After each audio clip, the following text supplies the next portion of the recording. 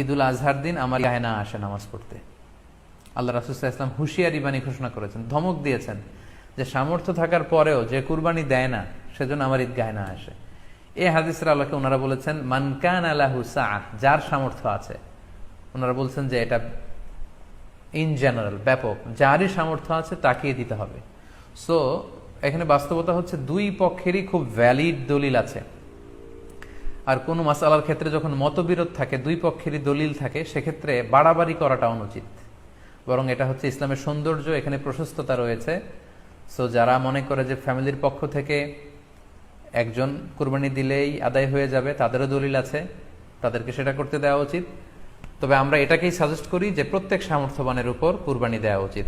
এতে করে যিনি কুরবানি দিবেন উনি সওয়াব পেয়ে উপকৃত হলেন, আবার উনি কুরবানি দেওয়ার কারণে গোশত বিতরণ করলেন, ফলে গরিবরা উপকৃত হলো। সো সামর্থ্যবান প্রত্যেকেরই উচিত বেশি বেশি কুরবানি দেওয়া। হচ্ছে সম্মানিত সুধী, আমরা অনেকেই বাজার থেকে পশু আনার সময় বা কুরবানি করার সময় পশুর সাথে অনেক বেশি অমানবিক আচরণ করি। এতে করে কিন্তু আপনার কুরবানিটা, পুরো কুরবানির প্রক্রিয়াটাই প্রশ্নবিদ্ধ হয়ে যেতে পারে। তাই আজকের লাইভের মধ্য দিয়ে যারাই আপনারা যুক্ত হয়েছেন, আমি সবাইকে বলছি আমরা যাতে পশুর সাথে মানবিক আচরণ করি, কুরবানির পশুর সাথে এমন কোনো আচরণ যাতে না করি যাতে ওর কষ্ট না হয়, আমরা যেন এটা খেয়াল রাখি। বিশেষ করে জবাই করার আগে পশুকে ভালোভাবে রশি দিয়ে বেঁধে নেয়া এবং ছুরিটা, যেই ছুরি দিয়ে জবাই করা হবে সেটা খুব ধারালো থাকা। আল্লাহ রাসূল সাল্লাল্লাহু আলাইহি ওয়াসাল্লাম কিন্তু এই দিক নির্দেশনা আমাদেরকে দিয়েছেন। সুবহানাল্লাহ, ইসলাম যে কতটা চেক এন্ড ব্যালেন্স, কতটা ভারসাম্যপূর্ণ জীবন বিধান। আল্লাহ রাসূল সাল্লাল্লাহু আলাইহি ওয়াসাল্লাম সহিহ মুসলিমের বর্ণনায় তিনি বলছেন, ইযা যাবাহতুম ফাআহসিনুয যিবহা, তোমরা যখন জবাই করবে সেখানেও তোমরা ইহসান করো। কেননা আল্লাহ তাআলা সব জায়গায় ইহসানকে অবধারিত করেছেন। আমরা জীবনে যাই করব না কেন সেটা ইহসানের সাথে করতে হবে। তো পশুটাকে কিন্তু আমি জবাই করব, স্লটার করব। আল্লাহ রাসূল সাল্লাল্লাহু আলাইহি ওয়াসাল্লাম বললেন, যখন স্লটার করবে, জবাই করবে, তখনও সেটার প্রতি ইহসান করে তোমরা জবাই করো না। ওয়া ইযা যাবাহতুম ফাআহসিনুয যিবহা, সেক্ষেত্রেও তোমরা সফট হার্টেড হও, সেটাকে ইহসানের সাথে জবাই করো। কিভাবে ইহসানের সাথে জবাই করবে? ওয়ালিউহিদ্দা আহাদুকুম শাফরাতাহু ওয়ালিউরিহ যাবিহাতাহু, তোমরা তোমাদের ছুরিটা খুব বেশি করে ধারালো করে নাও, যাতে করে খুব স্মুথলি স্লটারিংটা হয়ে যায়, খুব স্মুথলি কুরবানিটা তাড়াতাড়ি হয়ে যায়, যাতে প্রাণীটার কষ্ট না হয়। আমরা প্রায়ই আমাদের বেখেয়ালে বা অবহেলাবশত কুরবানির পশু ট্রাক থেকে নামানো, হাট থেকে নিয়ে আসা, এমনভাবে আমরা কুরবানির পশুর সাথে ট্রিট করি, এতে করে কিন্তু অনেক অমানবিক আচরণ আমাদের দ্বারা প্রকাশ পেয়ে যায়। সো আমরা যদিও এটাকে জবাই করব, আমরা যেন ইহসানের সাথে জবাই করি, এই বিষয়টা যেন আমরা খেয়াল রাখি। এটা হচ্ছে প্রথম রিমাইন্ডার। দ্বিতীয় রিমাইন্ডার হচ্ছে, আমাদের দেশে প্রায় এটা ঘটে, জবাই করার পরে অনেক কসাইরা তাড়াতাড়ি এই পশুটার দেহ থেকে প্রাণ বের হয়ে যাওয়ার জন্য ছোট ছুরি দিয়ে জবাই করা প্রাণীটার গলার মধ্যে খোঁচা মারতে থাকে, গলায় বারবার খোঁচা মারতে থাকে। এটা কিন্তু ঠিক না। স্পাইনাল কর্ডে যদি আপনি জবাই করার পরে বারবার খোঁচা মারেন, তাহলে কিন্তু এই প্রাণীটার অপমৃত্যু হতে পারে, অর্থাৎ এটা স্বাভাবিক কোনো মৃত্যু নয়। স্বাভাবিক মৃত্যু হচ্ছে জবাই করে দেয়া, এবং ইসলাম এটাকে আমাদের জন্য বৈধ করেছেন। আমরা জানি যে পাশ্চাত্যে গরুর মাথায় বুলেট মারা হয়, অথবা ইলেকট্রিক্যাল শক দিয়ে ওটাকে হত্যা করা হয়, অথবা ভারী কোনো লোহার হাতুড়ি দিয়ে গরুর মাথায় আঘাত করে সেটাকে মারা হয়। কিন্তু ইসলাম এগুলোকে নিষেধ করেছে।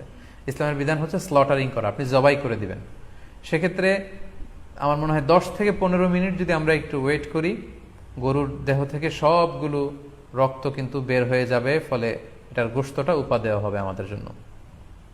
কিন্তু আমরা যদি তাড়াহুড়ো করে, বিশেষ করে অনেক কসাই ভাইরা রুহটা যাতে তাড়াতাড়ি বের হয়ে যায়, প্রাণটা যাতে তাড়াতাড়ি বের হয়ে যায়, জবাইয়ের পরে আবার ছোট ছুরি দিয়ে স্পাইনাল কর্ডে খোঁচা মারতে থাকে, এটা কিন্তু ঠিক না।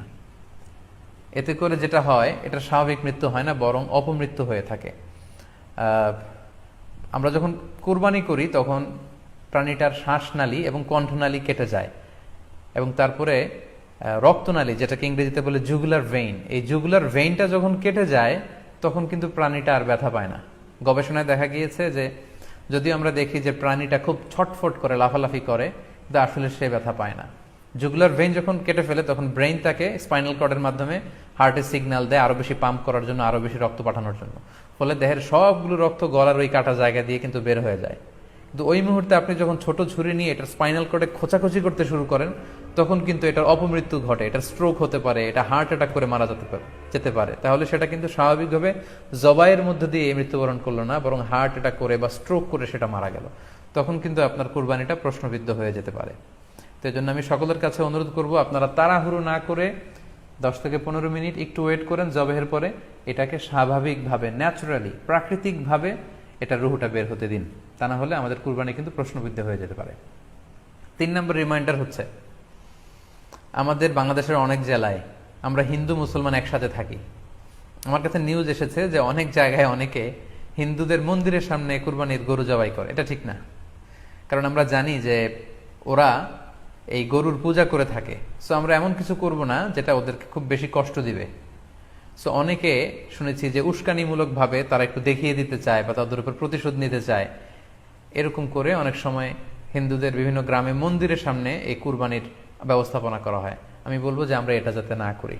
আমরা হিন্দুদের যে উপাসনালয় আছে, আমাদের হিন্দু ভাইদের উপাসনালয়গুলোকে স্কিপ করে এমন জায়গায় কুরবানি করব যাতে করে তাদের এই দৃশ্য দেখা না লাগে এবং তাদের এবাদতগাহের সামনেও যাতে আমাদের এরকম পরিস্থিতি তৈরি করতে না হয়। আমরা যাতে সাম্প্রদায়িক সম্প্রীতি আমাদের আবাদতের মধ্য দিয়ে বজায় রাখতে পারি এবং কোন ধরনের উস্কানিমূলক কর্মকাণ্ডে যেন আমরা কখনোই যুক্ত না হই।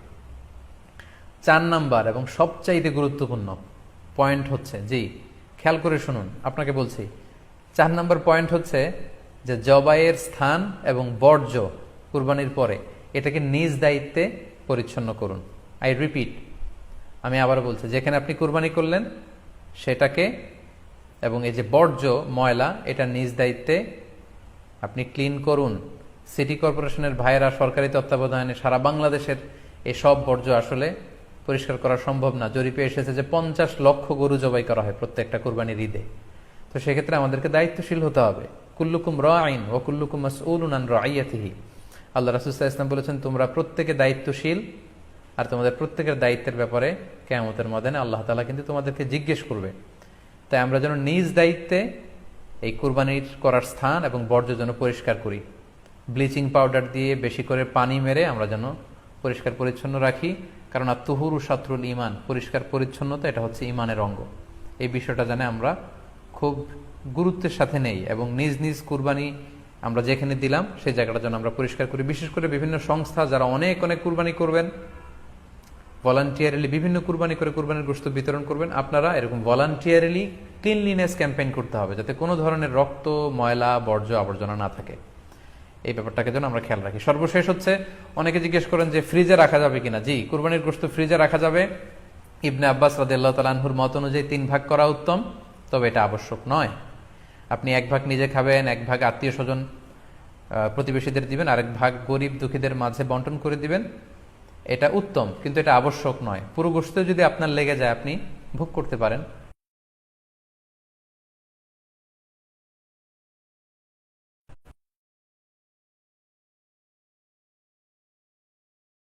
দিন গরিব মিসকিনদের, সুবিধা বঞ্চিত মানুষদেরকে আপনি এগুলো দান করুন। কারণ সূরাতুল হজ্জের 28 নম্বর আয়াতে আল্লাহ তাআলা বলেছেন, ফাকুলু মিনহা ওয়া আত'ইমুল বাঈসাল ফাকির, তোমরা কুরবানির এই গোশত নিজেরাও খাও এবং অভাবী লোকদেরকে দাও। এবং সহিহ বুখারীতে আল্লাহ রাসূল সাল্লাল্লাহু আলাইহি ওয়াসাল্লামের একটি বর্ণনা, আল্লাহ রাসূল সাল্লাল্লাহু আলাইহি ওয়াসাল্লাম বলেছেন, কুলু ওয়া আত'ইমু ওয়াদাখিরু, অর্থাৎ কুরবানির গোশত তোমরা খাও, ওয়া আত'ইমু মানে অন্যদের খাওয়াও, ওয়াদাখিরু এবং তোমরা এটাকে প্রিজার্ভ করে রাখো বা জমা করেও রাখতে পারো। অর্থাৎ আপনি চাইলে ফ্রিজে রাখতে পারবেন, আপনি পরবর্তীতে খেতে চাচ্ছেন আপনি রাখতে পারবেন ইনশাআল্লাহ। সো উত্তম হচ্ছে 3 ভাগ করে 1 ভাগ নিজে খাওয়া, 1 ভাগ আত্মীয় স্বজনদের, প্রতিবেশীদের দেয়া এবং 1 ভাগ অভাবী, সুবিধা বঞ্চিত গরিব মিসকিনদের মাঝে বন্টন করে দেয়া। এবং অবশ্যই অবশ্যই যাদের সামর্থ্য আছে আপনারা বেশি বেশি কুরবানি করুন এবং এই কুরবানির মধ্য দিয়ে আমরা অনেক অনেক প্রান্তিক জনগোষ্ঠী, সুবিধা বঞ্চিত মানুষ, তাদের কাছে আমাদের সহায়তাগুলো পৌঁছে দিতে পারবো। অনলাইনে কুরবানির পশুটা ক্রয় করা যাবে কিনা, এটা হচ্ছে প্রশ্ন। এক্ষেত্রে উত্তর হচ্ছে জি, অন্যান্য জিনিস আপনি যেমনি অনলাইনে ক্রয় করেন সেগুলো যেমনি জায়েজ, অনুরূপভাবে অনলাইনে কুরবানির পশু ক্রয় করা জায়েজ। বিভিন্ন ডেইরি ফার্ম আছে, অ্যাগ্রো ফার্ম আছে এবং বিভিন্ন গরু ছাগলের খামার আছে। তারা কিন্তু আমি দেখলাম যে বিক্রয়.com না রকমারি.com আমি দেখলাম যে তারা গরুর অ্যাড দিচ্ছে, গরুর ভিডিও সেখানে আপলোড করে দিচ্ছে, সেখানে তাদের ক্লায়েন্টরা সেটা দেখে তারা গরু ক্রয় করছে, যে এটা জায়েজ আছে ইনশাল্লাহ। আপনারা যদি স্বাস্থ্য ঝুঁকির কারণে গরুর হাটকে অ্যাভয়েড করতে চান, ওখানে যেতে না চান, আপনারা চাইলে অনলাইনে পশু ক্রয় করতে পারবেন।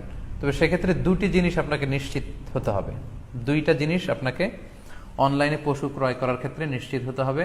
প্রথম বিষয় হচ্ছে পশুটা দৈহিকভাবে ত্রুটিমুক্ত কিনা, এটা নিশ্চিত হতে হবে। অর্থাৎ পশুর বিস্তারিত অঙ্গ প্রত্যঙ্গের বর্ণনা আপনার জানা থাকা চাই। পশুটা সুস্থ আছে কিনা, বাহ্যিকভাবে সমস্ত ত্রুটিমুক্ত কিনা, এটা জানতে হবে। 2 নম্বর হচ্ছে পশুর বয়স সম্পর্কে আপনার জানতে হবে, কারণ যে কোনো বয়সের পশু দিয়ে কুরবানি করা যায় না, এটার একটা নির্ধারিত বয়স সীমা দেওয়া আছে শরিয়াতে, সেটা আপনাকে মেনটেন করতে হবে। প্রথম হচ্ছে সালিমাতুল আয়ুব, সালিমাতুন মিনাল আয়ুবিজ যাহিরা, বাহ্যিক ত্রুটিমুক্ত হওয়া। যে কোনো পশু দিয়ে কিন্তু, অসুস্থ পশু দিয়ে কুরবানি করলে কিন্তু কুরবানি হবে না। এক্ষেত্রে আমরা সুনানে নাসাইর একটি হাদিস উল্লেখ করব। হাদিসটি সহিহ, বারা ইবনে আযিব রাদিয়াল্লাহু তাআলা আনহু বর্ণনা করেছেন। আল্লাহ রাসূল সাল্লাল্লাহু আলাইহি ওয়াসাল্লাম বলেছেন, লা ইয়াজুজু মিনাদ দাহায়া আল আওরাউল বাইয়িনু আওরুহা, এমন পশু দিয়ে কুরবানি হবে না যে এই পশুটা সুস্পষ্টভাবে অন্ধ। অন্ধ কানা কোনো পশু দিয়ে কুরবানি হবে না। ওয়াল আরজাউল বাইয়িনু আরাজুহা, খোড়া, কুরবানি যেখানে করা হবে ওই জায়গা পর্যন্ত হেঁটে যেতে পারছে না, মাঠ থেকে বাড়িতে আনা যাচ্ছে না, এরকম খোড়া প্রাণী দিয়ে কুরবানি করা যাবে না। ওয়াল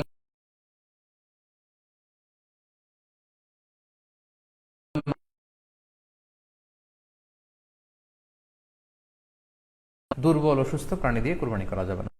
ওয়াল আজফা উল্লাতি লা তুনকি, এবং এমন এমন বয়স্ক বৃদ্ধ প্রাণী যে অতি বয়সের ভারে এটা নুজ্জ হয়ে গিয়েছে এবং এর হাড্ডির ভেতরে যে মজ্জা শুকিয়ে গিয়েছে, এরকম প্রাণী দিয়েও কিন্তু কুরবানি করা যাবে না।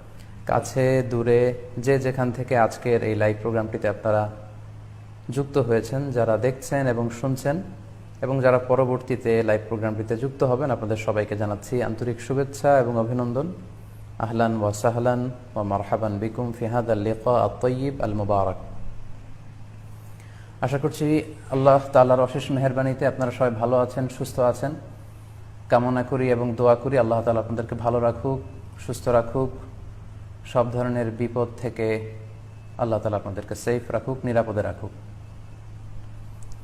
শুরুতে আমরা আল্লাহ রাব্বুল ইজ্জা ওয়াল জালালের দরবারে শুকরিয়া জানাই যে আল্লাহ তাআলা আজকে আমাদেরকে লাইভটি শুরু করবার তৌফিক এনায়েত করেছেন, এবং রব্বুল ইজ্জা ওয়াল জালালের দরবারে অসংখ্য শুকরিয়া জানাচ্ছি এজন্য যে আল্লাহ তাআলা আমাদেরকে যুল হিজ্জাহ, জিলহজ মাসে উপনীত হওয়ার তৌফিক এনায়েত করেছেন। আমরা আজকে মালয়েশিয়াতে অলরেডি জিলহজ শুরু করে ফেলেছি, এবং আমরা জানি যে এই জিলহজের প্রথম দশক, মানে প্রথম 10টি দিন খুবই গুরুত্বপূর্ণ 10টি দিন। আল্লাহ তাআলার কাছে খুবই পছন্দনীয় এই 10 দিনের আমলগুলো, এমনকি জেহাদের চাইতেও বেশি হাদিসে এসেছে। এবং কালামুল্লাহ মাজিদে আল কোরআন আল কারিমে আল্লাহ তাআলা এই জিলহজের প্রথম 10 দিনের শপথ করেছেন।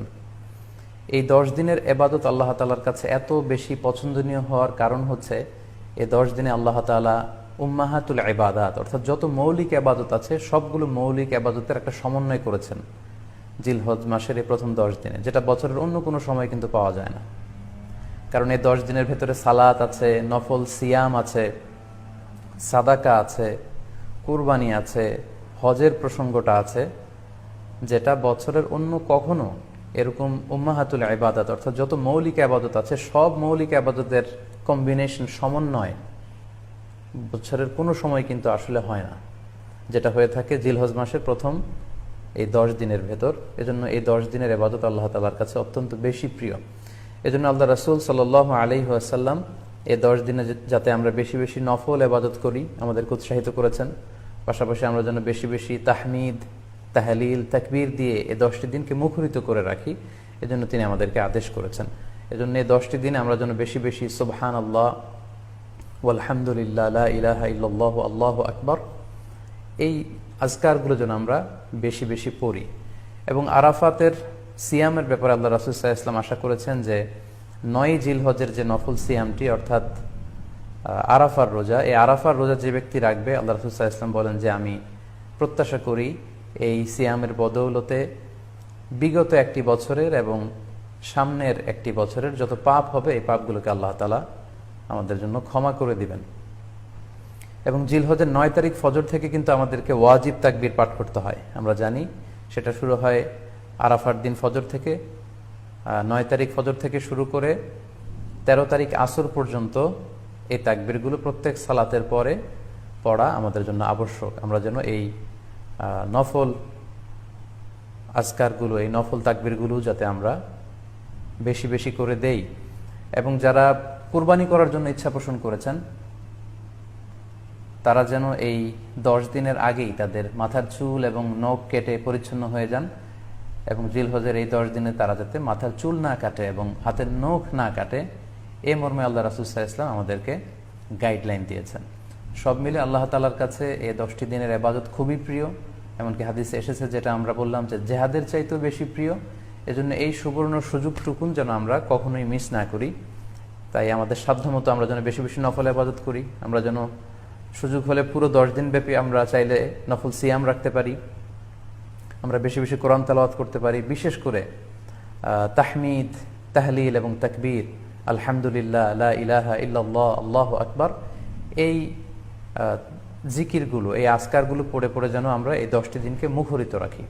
আল্লাহ তাআলা জিলহজ মাসের যে মাহাত্ম্য এবং বারাকা তিনি আমাদের জন্য দিয়েছেন, এগুলো যেন আমরা বেশি বেশি হাসিল করতে পারি। আমিন ইয়া রাব্বাল আলামিন। আমরা আজকে কুরবানি নিয়ে কিছু কথা শেয়ার করবার চেষ্টা করবো ইনশাআল্লাহ।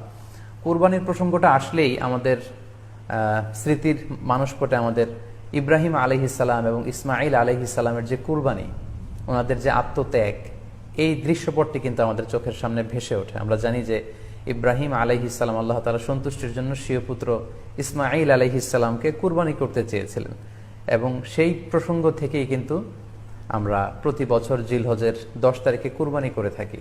এবং এই দৃশ্যটি আল্লাহ তাআলার কাছে এতই ভালো লেগেছিল, এই আত্মত্যাগের দৃশ্যকে আল্লাহ তাআলা স্মরণীয় করে রাখবার জন্য কিয়ামত পর্যন্ত সব বিশ্বাসীদের জন্য এই জিলহজের একই টাইমে, জিলহজের 10 তারিখে কুরবানি করাটাকে আল্লাহ তাআলা আমাদের উপর অবধারিত করে দিয়েছেন।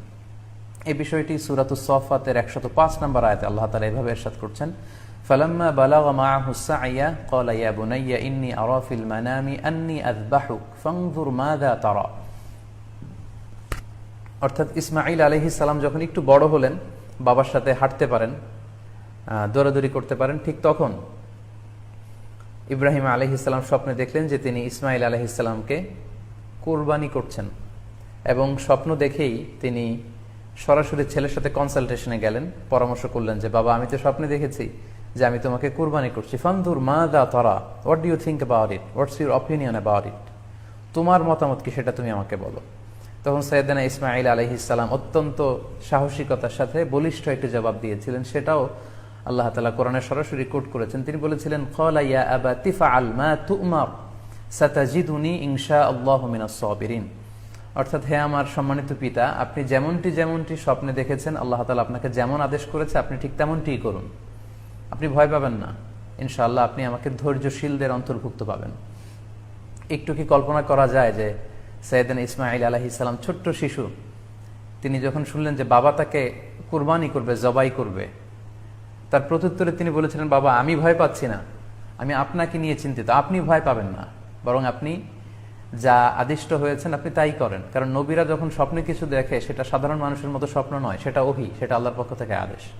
তো আপনি আমাকে ধৈর্যশীল পাবেন, আপনি ভয় পাবেন না। সাইয়েদনা ইব্রাহিম আলাইহিস সালাম ইসমাঈল আলাইহিস সালামকে কুরবানি করতে শুরু করলেন, জবাই করতে শুরু করলেন। আল্লাহ তাআলার কাছে দৃশ্যটি এত ভালো লাগলো, আল্লাহ তাআলা সাইয়েদনা জিবরাইল আলাইহিস সালামকে দিয়ে জান্নাত থেকে একটি বকরি বা মেষ পাঠিয়ে দিলেন। সাইয়েদনা ইসমাঈল আলাইহিস সালামকে ছুরির নিচ থেকে সরিয়ে ফেলা হলো, আর সেখানে ইসমাঈল আলাইহিস সালামের পরিবর্তে একটি জান্নাত থেকে আনা বকরি বা ছাগলকে সেখানে কুরবানি করা হলো। আল্লাহ তাআলা বললেন, কদ সাদ্দাকতা রুইয়া, ইব্রাহিম, তুমি তো তোমার স্বপ্নকে সত্যায়ন করেছো, বাস্তবে রূপান্তরিত করেছো, তুমি তো এই কঠিন পরীক্ষায় সফলতার সাথে উত্তীর্ণ হয়েছ। সাইয়েদনা ইব্রাহিম আলাইহিস সালাম পরীক্ষায় উত্তীর্ণ হলেন, এবং বাপ বেটার এই দৃশ্যায়নটি আল্লাহ তাআলার কাছে এত ভালো লেগেছে, আরশের উপর থেকে আল্লাহ তাআলা এত পছন্দ করেছেন ওনাদের স্যাক্রিফাইসকে, কুরবানিকে, কিয়ামত পর্যন্ত আমরাও যাতে কুরবানি করি, আল্লাহ তাআলা আমাদের জন্য এটাকে অবধারিত করে দিয়েছেন। সম্মানিত, শুধু এখানে আমাদের জন্য সবচেয়ে বড় যে শিক্ষণীয় বিষয়, সেটি হচ্ছে সাইয়েদনা ইব্রাহিম আলাইহিস সালামের ঔরসে যখন ইসমাঈল আলাইহিস সালাম আসে, তখন তাফসীর এসেছে ইব্রাহিম আলাইহিস সালামের বয়স ছিল 86 বছর। Could you imagine that? ৮৬ বছর বয়সে যখন একটা সন্তান আল্লাহ তাআলা ওনাকে দান করলেন, আল্লাহ তাআলা বললেন যে সেই সন্তানকে তুমি জবাই করো। আমরা অনেক দম্পতির কথা জানি, তাদের সন্তান হয় না, 15 বছর, 20 বছর, 25 বছর পর অনেক সময় তাদের সন্তান হয়। সেই সন্তানটাকে তারা কত পছন্দ করে, সেই বাচ্চাটাকে তারা কত আদর করে। তো ৮৬ বছর বয়সে আল্লাহ তাআলা ইসমাইল আলাইহিস সালামকে দান করেছিলেন। এই আদরের সন্তানটাকে আল্লাহ তাআলা বলেন তুমি কুরবানি করো।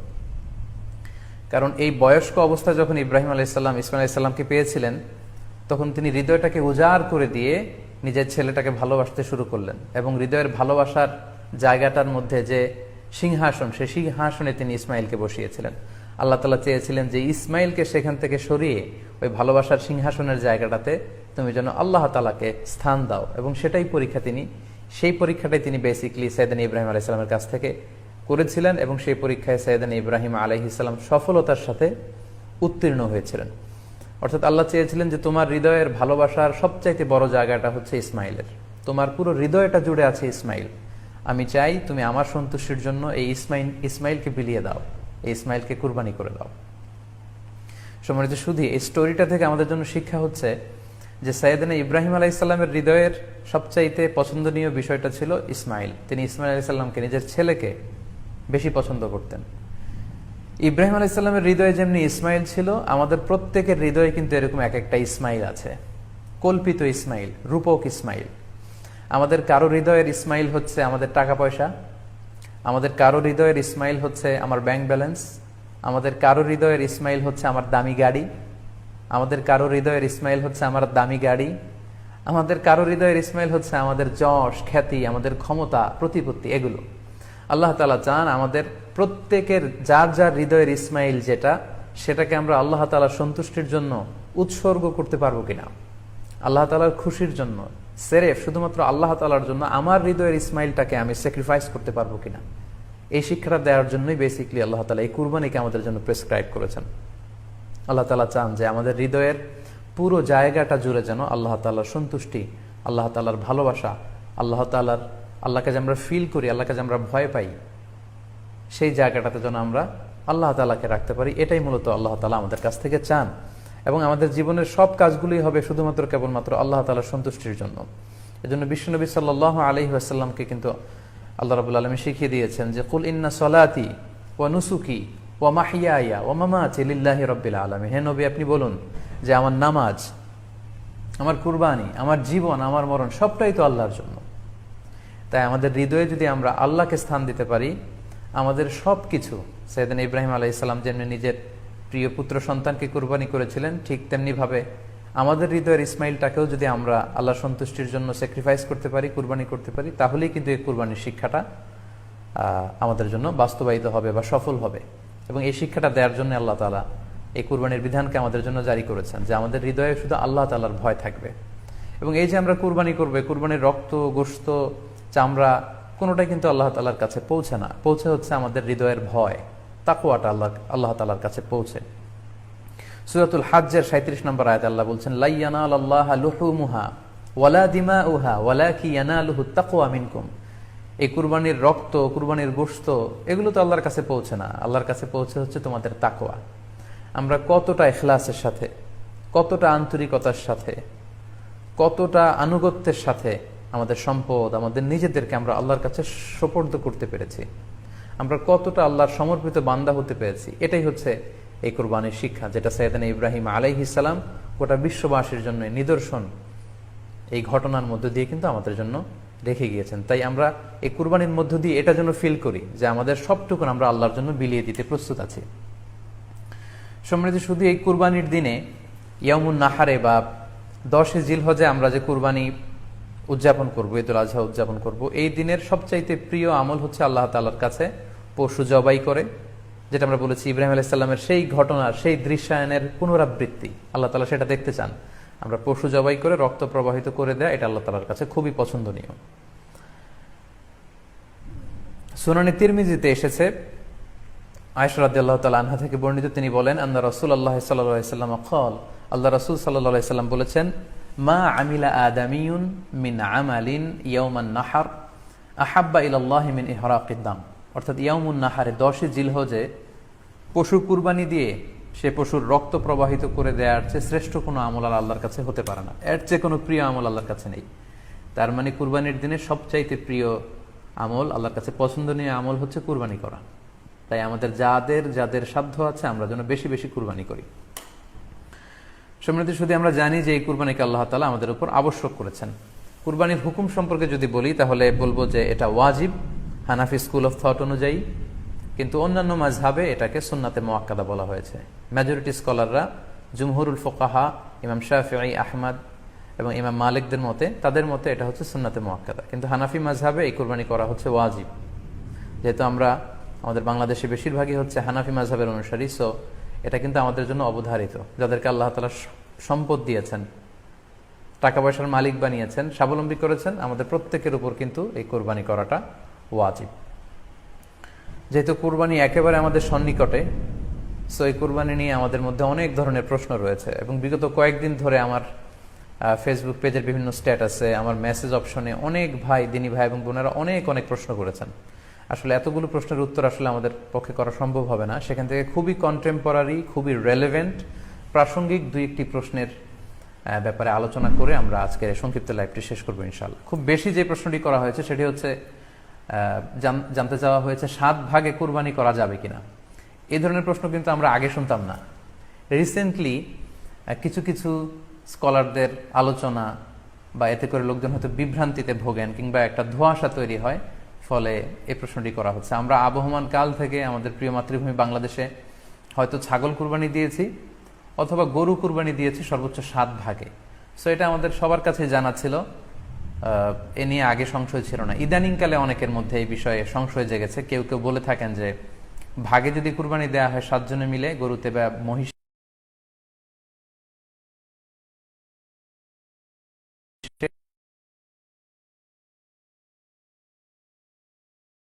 আপনি যদি ভাগে কুরবানি দিতে চান এটি জায়েজ আছে এবং একটি উটে বা মহিষে বা গরুতে আপনি সর্বোচ্চ 7টি ভাগে কুরবানি দিতে পারবেন ইনশাআল্লাহ। এ ব্যাপারে সহিহ মুসলিমের একটি হাদিসকে আমরা এখানে উল্লেখ করতে চাই। সাইয়েদনা জাবের রাদিয়াল্লাহু তাআলা আনহু থেকে বর্ণিত, তিনি বলেন, ক্বালা হাজাজনা মা রাসূলিল্লাহি সাল্লাল্লাহু আলাইহি ওয়াসাল্লাম, আমরা আল্লাহর রাসূল সাল্লাল্লাহু আলাইহি ওয়াসাল্লামের সাথে হজ করেছি। ফানাহারনাল বাঈরা আন সাবআ, সেখানে আমরা উট কুরবানি দিয়েছি 7 জনের পক্ষ থেকে। ওয়াল বাকারাতা আন সাবআ, আর আমরা সেখানে গরু কুরবানি দিয়েছি 7 জনের পক্ষ থেকে। খুব সুস্পষ্ট, একটি উটে ওনারা 7 জন অংশগ্রহণ করতেন, একটি গরুতে 7 জন অংশগ্রহণ করতেন। তো এই হাদিসের আলোকে অনেকে বলে থাকেন যে এটি হজের সময়, সফরের সময়, কিন্তু মুকিম অবস্থায় 7 ভাগে দেয়া যায় না। আসলে এই কথাটিও ঠিক নয়, কারণ সুনানে আবু দাউদের আরেকটি হাদিসে এসেছে যেখানে আল্লাহ রাসূল সাল্লাল্লাহু আলাইহি ওয়াসাল্লাম সুস্পষ্ট বলেছেন, সেখানে হজ বা কোনো সফরের উল্লেখ নেই। সেটা হচ্ছে জেনারেল স্টেটমেন্ট, অর্থাৎ আল বাকারাতু আন সাবআ, গরুতে সর্বোচ্চ 7 অংশ দিয়ে কুরবানি দেয়া যায়। ওয়াল জাযুরু আন সাবআ, আর উটের ক্ষেত্রেও সর্বোচ্চ 7 অংশ দিয়ে কুরবানি দেয়া যায়। তো এই হাদিস, দ্বিতীয় যে হাদিসটি উল্লেখ করলাম, এটা হচ্ছে জেনারেল স্টেটমেন্ট। সেখানে সফর মুকিম কোনো কথা বলা হয়নি। ইন জেনারেলি বলা হয়েছে যে উটে 7 ভাগ দেয়া যায়, গরুতে 7 ভাগ দেয়া যায়। সো আমরা যারা ভাগে কুরবানি দিচ্ছি 7 জন মিলে একটি গরু, আপনারা নিঃসন্দেহে সানন্দ চিত্তে নিশ্চিন্তে কুরবানি দিতে পারেন। সহিহ হাদিসের আলোকে এটি সাব্যস্ত, এতে কোনো সমস্যা নেই ইনশাল্লাহ। তবে ভাগে কুরবানিতে কিংবা যৌথ কুরবানিতে কয়েকটি বিষয় আমাদেরকে খেয়াল রাখতে হবে। নাম্বার 1 হচ্ছে নিয়ত। আপনাদের ইন্টেনশনটা ক্লিয়ার হতে হবে। প্রত্যেকেরই যাতে একই ইন্টেনশন থাকে, সবারই যাতে ইন্টেনশন থাকে যে শুধুমাত্র আল্লাহ তাআলা সন্তুষ্টির জন্য আমরা এই কুরবানি দিচ্ছি। এখানে কয়েকজনের যদি ইন্টেনশন থাকে যে আল্লাহ সন্তুষ্ট, অন্যজনের যদি নিয়তে ঝামেলা থাকে, তাহলে কিন্তু কুরবানিটা প্রশ্নবিদ্ধ হয়ে যাচ্ছে। কারণ ইন্নামাল আমালু বিন্নিয়াত, ইয়ানি ইন্নামা সাওয়াবুল আমালি বিন্নিয়াত, সমস্ত কাজের প্রতিদান দেয়া হবে আপনার ইন্টেনশন বা নিয়তের উপর ভিত্তি করে। সো এজন্য যারা খুব বেশি মুখলেস, খুব বেশি মুত্তাকি, তারা অনেক সময় যৌথ কুরবানি দিতে চান না। তাদের সামর্থ্য না থাকলে ছোট একটা ছাগল দিয়ে তারা একাকি কুরবানি দিতে চান। The safe, he want to be in the safer side. কারণ যৌথ কুরবানি দিতে দিতে যে কার মনে কি চিন্তা, কার মনে কি নিয়ত, আমরা কিন্তু কিছু জানি না। সো যদি যৌথ কুরবানি দেন, কুরবানির আগে সবাইকে এটা কনসার্ন করে দেওয়া, রিমাইন্ডার দেওয়া যে ভাই আমাদের কুরবানিটা হবে শুধুমাত্র কেবলমাত্র আল্লাহ তাআলা সন্তুষ্টির জন্য, অন্য কোনো নিয়তের জন্য না থাকে, তাহলে কিন্তু আমাদের কুরবানি বরবাদ হয়ে যাবে। এটা হচ্ছে প্রথম কনসার্ন। 2 নম্বর কনসার্ন হচ্ছে হালাল উপার্জন দিয়ে কুরবানি হতে হবে।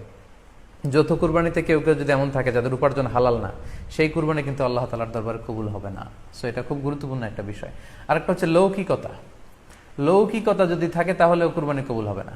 যৌথ কুরবানিতে কারো যদি এটা থাকে যে আমার গরুটা সবচেয়ে বড়, আমাদের গরুটা এলাকার সবচেয়ে বড় গরু, এবং সবাইকে বলে বেড়াচ্ছে যে এইবারের গরুটা সবচেয়ে বড় হয়েছে, আমার চেয়ে বড় গরু কেউ দিতে পারে না এই এলাকায়।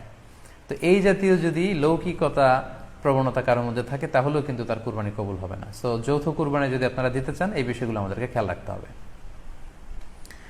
আরো একটি প্রশ্ন খুব বেশি আমাদের কাছে জানতে চাওয়া হয়েছে, সেটা হচ্ছে কুরবানির সাথে আকিকা দেয়া যাবে কিনা। খুব বেশি আলোচনা হচ্ছে এই প্রসঙ্গটা যে কুরবানির সাথে আকিকা দিয়ে দেয়া যাবে কিনা। এক্ষেত্রে আমরা উত্তরে বলবো যে কুরবানি এবং আকিকা আপনাদের খেয়াল রাখতে হবে যে দুটি ভিন্ন দুটি ইবাদত।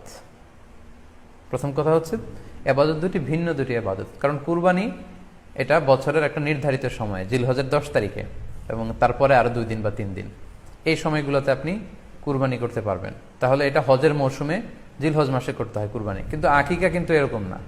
আকিকাটা যে কোনো মাসে হতে পারে। আকিকাটা হচ্ছে নবজাতক সন্তানের ভূমিষ্ঠ হওয়ার পরে শুকরিয়া স্বরূপ আল্লাহর কাছে যে কুরবানিটা করতে হয় সেটাকে আমরা বলি আকিকা। হাদিসে এসেছে আকিকা। তো সেটা হচ্ছে সন্তান কখন ভূমিষ্ঠ হলো সেটার উপর নির্ভর করে। কারো সন্তান রমাদানে হতে পারে, কারো সন্তান জিলহজ মাসেও হতে পারে, শাওয়ালে হতে পারে, রজাবে হতে পারে। সন্তান যেদিন জন্মগ্রহণ করবে সন্তান ভূমিষ্ঠ হওয়ার 7 দিন পরে। তাহলে ভিন্ন দুইটা ইবাদত, দুই সময়ের ইবাদত। নাম্বার 2, আকিকার ক্ষেত্রে আল্লাহ রাসূল সাল্লাল্লাহু আলাইহি ওয়াসাল্লাম বলেছে আনিল গুলামি শাতান ওয়া আনিল জারিয়াতি শাত, অর্থাৎ ছেলে হলে 2টি ছাগল দিয়ে আকিকা করো, এবং যদি মেয়ে হয় তাহলে 1টি ছাগল দিয়ে আকিকা করো। তো সেক্ষেত্রে কুরবানিতে কিন্তু এরকম বিধান নেই। কুরবানিতে কিন্তু 1টি ছাগল দিয়ে আপনি কুরবানি করলে কুরবানি হয়ে যাচ্ছে, সেখানে 2টি ছাগল দেওয়া লাগবে এমন কোনো কথা নেই। তো এভাবে আমরা বুঝতে পারতেছি, খুবই স্পষ্টত কমন সেন্স খাটালেও আমরা বুঝতে পারতেছি, এবং আল্লাহ রাসূল সাল্লাল্লাহু আলাইহি ওয়াসাল্লামের ভাষ্যগুলো অনুসারে আমরা বুঝতে পারছি দুই ধরনের ইবাদত। যদিও এই 2 ইবাদতে কিছুটা মিল আছে, কিন্তু 2 সময়ের ইবাদত, আলাদা 2টি উপলক্ষ, 2টার আলাদা নির্ধারিত সময় রয়েছে। যেমন আকিকার ক্ষেত্রে সুন্নাহ হচ্ছে বাচ্চা যেদিন জন্মগ্রহণ করবে তার 7ম দিন শেষে 7 দিন পরে আপনি আকিকা করবেন। আল্লাহ রাসূল সাল্লাল্লাহু আলাইহি ওয়াসাল্লাম বলেছেন কুল্লু গুলামিন মুরতাহানুন বিআকিকাতিহি তুযবাহু আনহু ইয়াওমা সাবিহি, প্রত্যেক সন্তানের আকিকা দিতে হয় তার 7ম দিনে, ওয়া ইউহলাকু ওয়া ইউসাম্মা, এবং 7ম দিনে মাথার চুল ফেলে দিতে হয়, তার সুন্দর একটি নাম রাখতে হয়। তাহলে আকিকার বিধান হচ্ছে সম্মানিত সুধী সন্তান জন্মগ্রহণ করার 7 দিন পরে। আমরা বুঝতে পারলাম আল্লাহ রাসূল সাল্লাল্লাহু আলাইহি ওয়াসাল্লামের ভাষ্য অনুযায়ী, কথা অনুযায়ী, কওল অনুযায়ী। এবার যদি আমরা আল্লাহ রাসূল সাল্লাল্লাহু আলাইহি ওয়াসাল্লামের আমল দেখি, ওনার ব্যক্তিগত আমল কি ছিল, সেক্ষেত্রে আমরা সহিহ ইবনে হিব্বানের একটি হাদিস উল্লেখ করব, যেটিকে ইবনে হাজার আল আসকালানী উনি ওনার ফাথুল বারিতে সহিহ হিসেবে উল্লেখ করেছেন।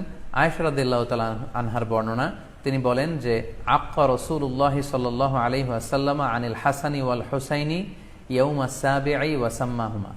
আল্লাহ রাসূল সাল্লাল্লাহু আলাইহি ওয়াসাল্লাম নিজে ওনার দৌহিত্র অর্থাৎ ওনার নাতি হাসান এবং হুসাইনের আকিকা নিজে করেছেন 7ম দিনে, এবং 7ম দিনে তাদের নাম রেখেছেন।